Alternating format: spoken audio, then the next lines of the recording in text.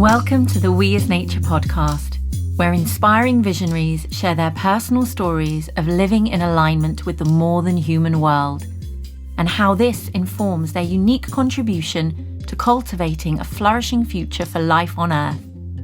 Each month, We as Nature features a new storyteller, sharing their experience of how listening to and learning from diverse forms of life has altered their course. The power of story lies within each of us, offering a portal to the language of the heart, connecting us to our feelings as a source of inspiration and courage from which we can act. For those of us seeking to create a flourishing world, starting right where we are, these We as Nature stories offer a space to listen, contemplate, and envision new possibilities. We as Nature is brought to you by Flourishing Diversity, and you can find out more about who we are and what we do at the end of the episode, as well as in the show notes.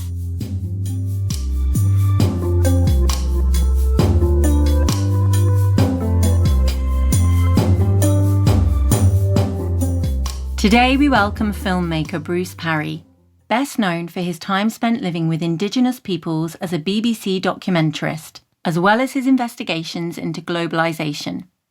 Bruce's explorations have taken him to the farthest reaches of the physical and metaphysical realms. After spending 6 years in the Royal Marines, Bruce began working as a Trek expedition leader, before embarking on a career in the British film industry, and eventually founding Endeavour Productions. His global adventures led him to create BAFTA award-winning television documentaries and a cinematic feature film. Bruce's journeys around the world brought him back home to the UK, where he's exploring how to put what he's learned about egalitarianism into practice, and is creating a short film about the tools our human ancestors used to live in equitable ways with each other and the earth, and how these examples are jewels for grappling with what we are facing today. Before Bruce shares his story, we'll leave an intentional 10-second pause. This is an opportunity to settle into your environment, observe your breath, and become aware of your contact points with the chair or ground beneath you. Begin to drop your awareness from your mind down into your body as you move towards a space of listening.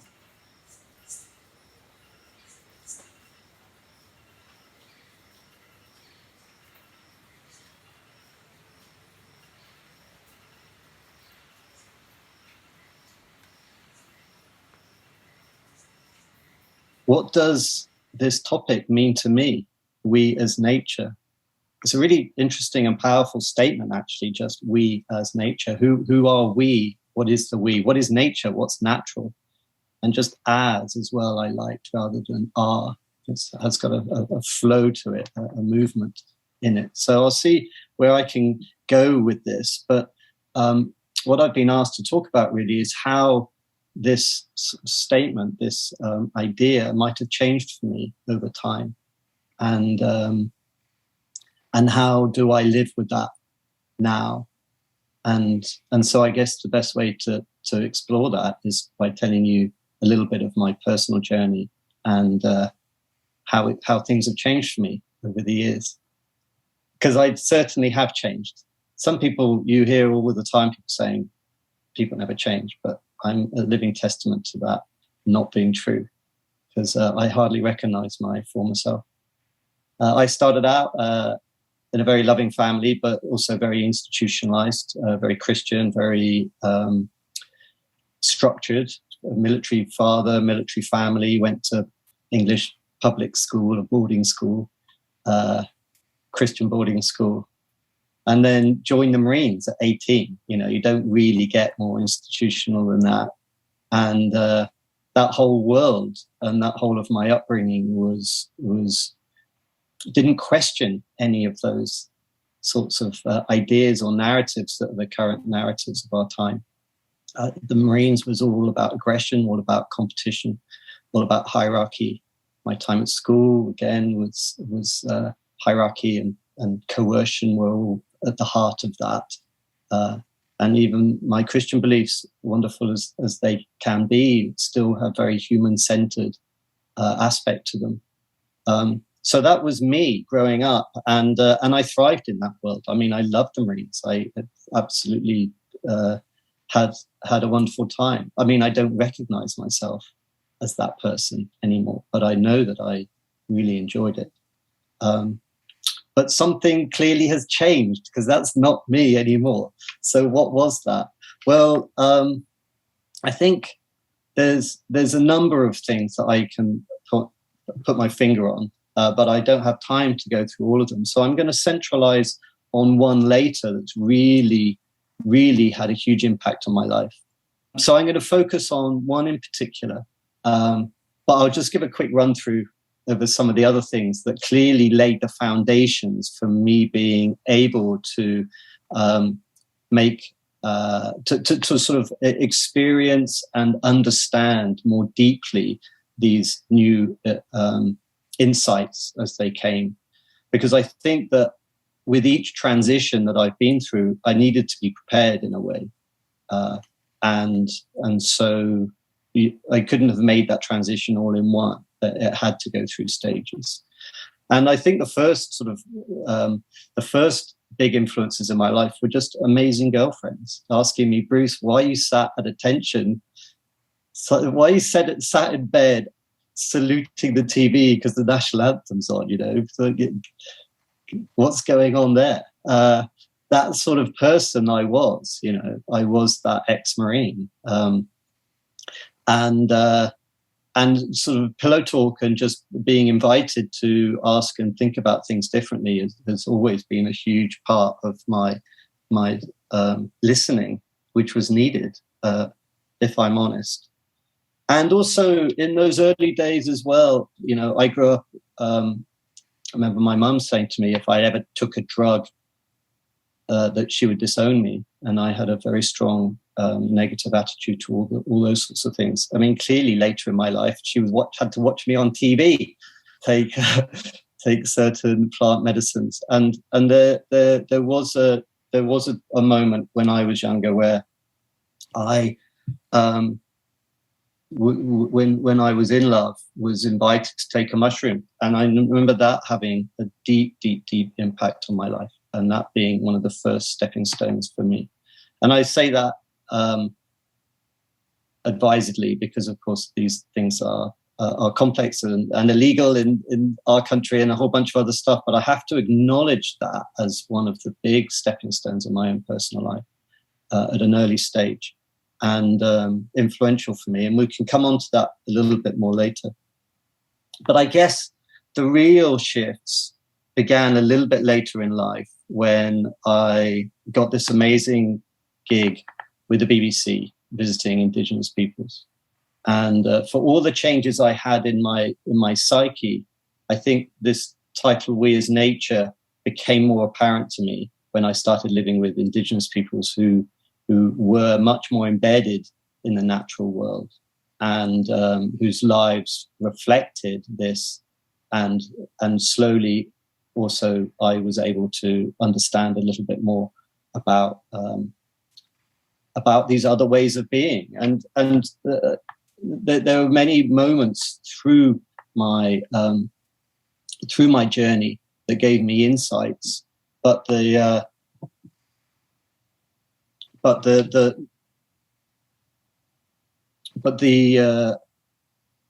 guess I can't really name them all individually. But let's just say that the sorts of things that I picked up on were the importance of community, especially community for bringing up children and for diffusing some of the traumas that we receive in just the nuclear family gets diffused out within the society. I thought that was a really profound insight. The connection to nature, the living in and with nature, and the insights one has therefore on your impact on the immediate surroundings. So clearly different to how I was living my life, where I had no idea what the impacts were of my lifestyle. The healing modalities, like the mushroom that I'd taken earlier, the various plant medicines that I've had the privilege of experiencing, as well as many other rituals that have been designed to do some inner work, to release trauma, to bring about some inner harmony. Extraordinary privilege of having tasted and participated in a number of those around the world over the years. and just the importance of ritual in general, the shared beliefs of living within the community, and especially those beliefs having a spirit realm that is a nature-based spirit realm. Those sorts of things, again, gave me a great understanding of how it is that they're much more harmonious with their surroundings, and just generally the narratives that they hold were very often at odds with where I came from. And so I gained a great deal from my time with tribal people, but at the same time, beneath that, I also saw that, I wasn't a hopeless romantic. I did realize that there was lots of things that I was experiencing that I found really difficult to be with. There was misogyny, there was all sorts of aggression and warfare and destructive attitudes as well that were going on in many of the Indigenous groups that I lived with, and the problems of hierarchy and power getting out of hand, even though it was in a much smaller and more contained space. I could still see this competitive element that was happening in between tribes and all the rest of it.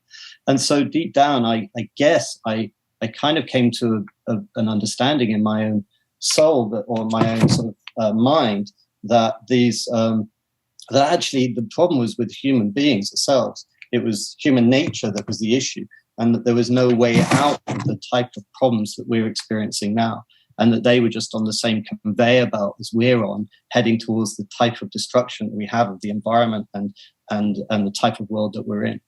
And that basically all changed for me when I came to visit the last group that I ever lived with. And this is the main shift, turning point that is I want to talk about today, because it was as if when I finally met this group of people called the Panan, who are nomadic hunter-gatherers in the Borneo forests, that I basically had to reevaluate everything that I thought I knew. And they were essentially, it felt like operating from a completely different operating system. We all got the same hardware, but they just had a different operating system on board. And it was really, really, really, really evident to me that something very, very different was going on. And it took me a long time to figure that out, because it was actually really quite hard to discern. It was almost invisible. And I think it's only because I had had the privilege of spending time with so many other tribal groups that I was able to discern. I actually took a friend to go and visit the Panan many years later, thinking that she would have the same experience, but she didn't. And I think that if I had just gone there first of all, I would have just seen that they were a lovely group of people, but wouldn't have noticed that depth of what it is that I'm about to share with you now, that was so profound for me. And that was essentially that they seemed to be operating in a space without hierarchy and without competition, without coercion, without ownership. And that sounds like I had read about this, and it sounds like one thing, but the experience of being with a group of people who genuinely are not operating from that same place of competition was an extraordinary experience for me, and has impacted me ever since. And what that is as well, when it comes to how they relate to each other, is also transposed into how they're relating with the environment too. It's almost like they have a deeper sense of empathy, where their empathy is an empathy for each other within the group, but it also extends out into the forest. And the whole way that they're operating comes from this deep understanding of them all being we as nature. We are part of this forest. We're part of each other. We're not separating out. We're not even tribal in the same way. This way of being, as I later found out when I had the great privilege of meeting Jerome and Ingrid Lewis, who are listening now, and as many of you know, central to this series, the Flourishing Diversity series. I had such amazing privilege of meeting those guys, because they gave me the gravitas to be able to explain some of the stuff that I was feeling. They gave me the academic background so that I could understand exactly what was going on. And what I began to realize was that this is actually our way of being that existed for the majority of our time on the planet as a species before we started the business of hierarchy and aggression that came about with the Neolithic Revolution, a sort of return to our pre-human way of being. And there's so much depth in this. It's been some of the most important lessons that I've learned in life. But what's at the heart of it is this understanding that actually we as a species are capable of living in the most harmonious and beautiful way with each other and with our environment. And that there are certain tools that these people have that we can learn from in order to harmonize each other and to harmonize our relationships. And it's these tools that I think are the most important things that I've learned and that I'm now trying to embody in my own life too. And it's not easy because it's essentially almost 180 degrees against nearly everything that we are existing within now. It's a completely different paradigm. And when you understand truly what a different paradigm is, you get that term. It's like, okay, it's almost impossible to discern until you've actually touched it. And that's why I feel so privileged. And that's why I feel so driven, because so few people get an opportunity to touch something like this. And if you think of all of the great philosophers and even spiritual leaders that have existed, hardly, in fact, none of them, apart from Rousseau, who just touched on it, even came close to describing this because it seems so far away. It's an impossible. It feels like an impossible dream, but what I've come to realize that it's not. It just needs a deeper understanding of the tools and manners by which we can exist together. And it is our most resilient way of being. You know, for 180,000 years, that's 95% of our time on the planet. We existed in this way before we got into this other game, which is not proving to be very healthy. So there's something in it that we need to remember. And yes, we're existing today in a war of narratives, but no one seems to be aware that this is actually our true ancestry. And I think that knowing it is the first step. The second step is to be able to feel it. And this feeling is the really, really hardest bit of all for us, because in order to feel things, in order to feel this empathy that they, I believe, are exuding and experiencing, means that we need to come back into our bodies. It means that we need to feel more deeply again. And for most of us, that's really difficult. And that's where the healing comes. And that's why, again, from these indigenous peoples, these healing modalities are so important. Because for most of us, we'll do anything rather than stop and be still and feel more deeply. We're carrying so much trauma. And so that's why, in many ways, these wheels, the gerbil wheels of production and whatever, extraction are going, because we'll do anything rather than sit still and be still. And you live with these types of people in the forest, and they can sit and watch a river flow by all day and just be content with that. And so we need to be able to feel more deeply so that we can empathize with the forest and each other. And that means that we need to go through some form of healing. And again, the indigenous peoples offer us those insights and those tools, whether it's plant medicines or meditation or some other form of drumming or singing or chanting ritual. These spiritual practices have come up with all sorts of modalities. And to mix that with a narrative of nature is, I believe, also really essential for us going forwards. And so that's essentially where I'm at now as I come to close this 20-minute piece, is trying to feel more deeply into this other way of being, this other way whereby the Panan and the Benjeli live without ownership, without coercion. I mean, ownership is another one. It's so big. I'm trying to remove possessive pronouns from my name. It's not my house. It's the house I live in. It's not my child. It's Billy or whatever. It's like these sorts of ideas, they're so embedded within us, but we need to start unlocking them in order to be able to turn back, I think, or not turn back, but like reconnect to a type of wisdom that brings about so much benefit for all of us. And that's coming together, collaborating, finding community together, finding meaning together in the future generations, in the importance of nature to hold us and to support us, to feel deeply into each of our actions. When I'm filling my car, to feel the pain of the destruction that has happened in order for that petrol to come to me. And that doesn't mean to say that we have to beat ourselves up. It doesn't mean to say that we have to become impotent and unable to move, because that won't work either. But we need to be able to hold the feeling of the joy of the world as well as the feeling of the pain together at the same time. It's a skill. And if we can hold both of those things at the same time, then perhaps our actions will begin to shift into this new direction, whereby we question some of our needs or some of our wants, and start making these incremental changes to start living more harmoniously again. So yeah, I mean, I that's kind of my 20 minutes, but I guess I just want to finish by saying what I've learned from my time is that we as a species are amazing. What is nature? When we say we as nature, what is our natural way of being?